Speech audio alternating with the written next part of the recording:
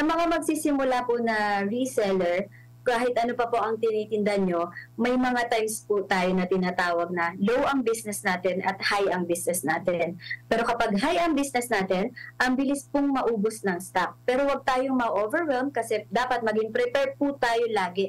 Ang business po ay hindi laging nasa taas. Parang ito po ay gulong ng buhay minsan po, mahina ang pero wag po tayong susuko kasi magugulat po tayo biglang may isang tao o dalawang tao na mag-order ng bulk orders dun sa mga item na inaakala mo na sobrang dami na ng stocks mo. Pero magugulat ka, one time po bigla pong o-orderin po yan. And then, patuloy lang po tayong magtinda and mag-post. Sobrang importante po ng engagement at ng marketing po.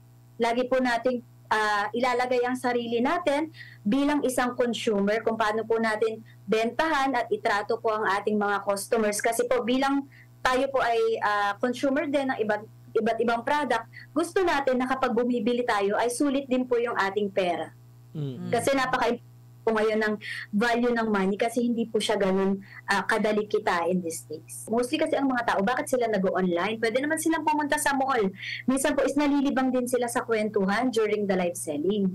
Sa mga at sa mga taong nag-engage. So, naghahanap po sila ng way of entertainment. So, iwasan po natin yung mga i-post yung mga toxic na bagay.